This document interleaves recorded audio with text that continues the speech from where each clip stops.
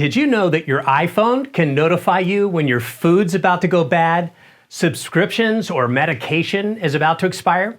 Let me show you how. I'm Kurt the CyberGuy. Follow me at cyberguy.com and sign up for my newsletter.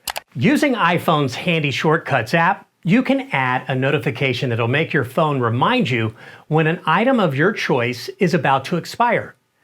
In these next easy steps is how you do it. If the Shortcuts app isn't already on your home screen, swipe down from the top of your phone and type Shortcuts. Then open the Shortcuts app.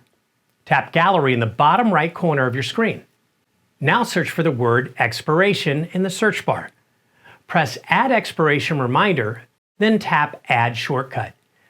Return to My Shortcuts by tapping Shortcuts in the bottom left of the screen, then tap All Shortcuts and tap Add Expiration Reminder. Tap the item you want your iPhone to remind you expires, and choose a date and time, then tap Done.